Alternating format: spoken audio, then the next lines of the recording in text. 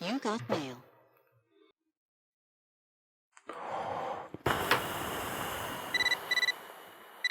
You got mail.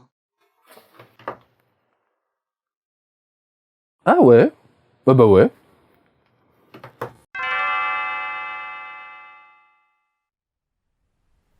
Oh non, putain.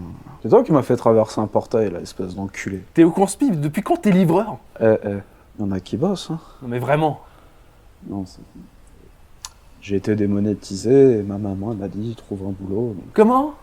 Ma maman elle m'a dit trouve un boulot et puis voilà quoi. Ouais, la démonétisation, ouais, je suis pareil que toi, hein, j'ai été démonétisé. Ah, saleté d'algorithme. Ouais, tout ça. Tout à fait. Bon, tu prends ton colis, tu vas pas me faire chier, ok? Oui. Tu vas pas me casser les couilles. Voilà. Hein, hein. Bonne journée. Voilà. Oh merde, putain, c'est vrai, maintenant faut faire des selfies. Oh là là. J'ai livré, c'est vérifiable.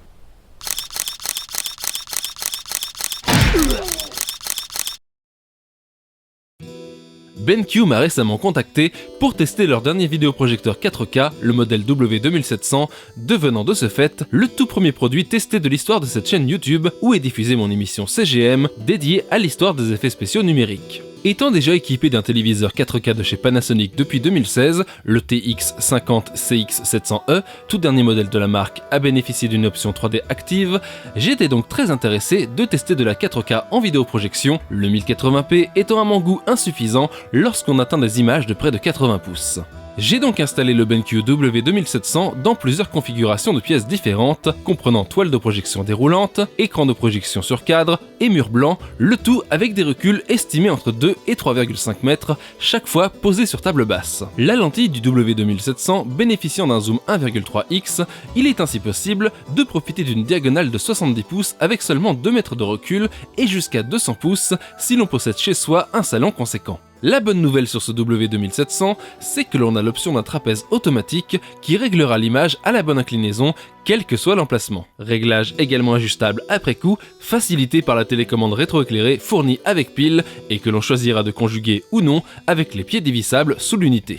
Côté technique, le W2700 est équipé d'une puce Texas Instruments de 0,47 pouces à simulation 4K, ce qui signifie que la matrice n'a pas une résolution native de 3840 par 2160 pixels. Cependant, la 4K est bel et bien restituée grâce à un traitement dit XPR qui va ici quadrupler les pixels grâce à l'action de micro-miroir sur la puce, vibrant à des vitesses de plusieurs milliers de fois par seconde et donc invisible à l'œil nu. Pour bénéficier de la 4K, il faut bien évidemment des sources 4K. Au moment où ce test du W2700 est effectué, la platine Blu-ray 4K la moins chère du marché est la Sony UBP X700 que l'on trouve en dessous des 200 €. Mais si vous possédez une Xbox One modèle S ou X, c'est aussi une bonne option pour lire des disques Blu-ray 4K. Au passage, les PlayStation 4 classiques et Pro ne sont pas capables de lire du Blu-ray 4K et il faudra certainement attendre la PS5 pour cela. Mais si vous n'avez pas de Xbox One S ou X ou de platine BR 4K dédié, comment bénéficier de la 4K sur le W2700?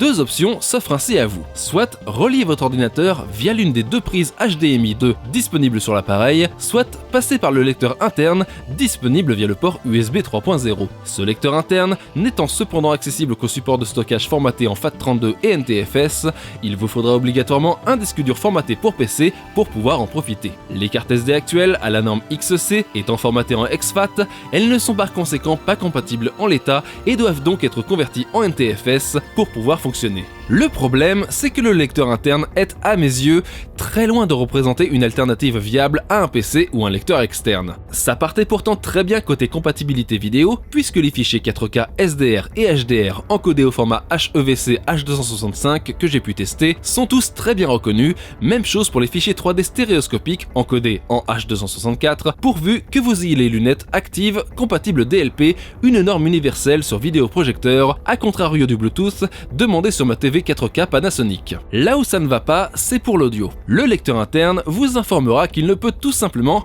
pas lire d'audio du tout. Quel que soit le format surround, DTS ou Dolby, même basique, que l'on retrouve d'ailleurs en standard sur toutes les TV 4K et HDTV vendues en France, le lecteur interne ne les lira pas. Un paradoxe, puisque le W2700 est équipé d'une sortie optique fonctionnelle, pourvu que vous n'ayez que de la stéréo sur vos fichiers vidéo. Pire encore, le lecteur interne n'a tout simplement aucune option pour choisir quelle piste audio vous voulez sur vos fichiers. Cela vaut tout aussi bien pour les sous-titres, qui resteront affichés sur votre vidéo sans possibilité aucune de les désactiver si jamais votre fichier en contenait. Des options que j'estime être basiques pour un lecteur vidéo et que j'espère voir à terme disponibles via une mise à jour de firmware. Exit le lecteur interne donc, que donne le BenQ W2700 lorsqu'il est connecté à une platine Blu-ray 4K, plus précisément côté colorimétrie? Eh bien, de base, il est annoncé que ce vidéoprojecteur couvre 100% de l'espace colorimétrique Rec 709, parfait pour les sources Blu-ray 1080p en SDR donc, et jusqu'à 95% de la norme DCI-P3,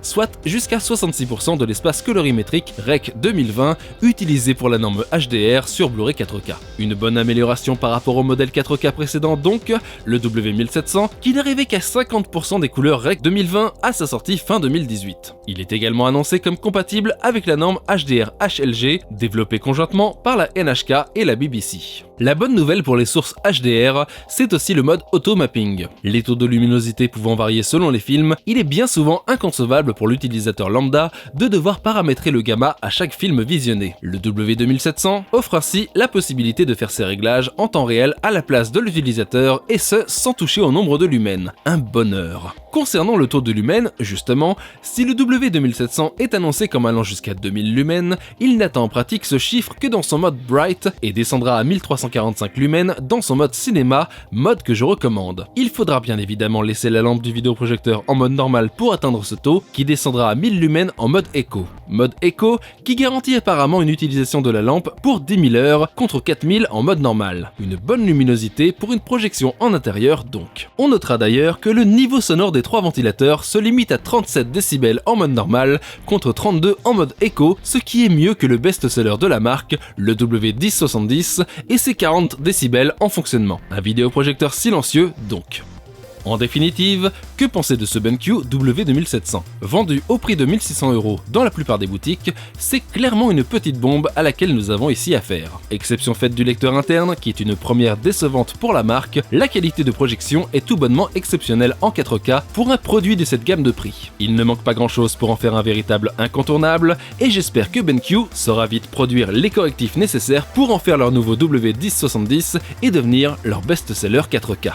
Si vous avez aimé ce premier test matériel sur ma chaîne, n'hésitez pas à vous abonner, laisser un commentaire ou tout simplement laisser un pouce en l'air. On se retrouve très vite pour de nouvelles vidéos. Ciao!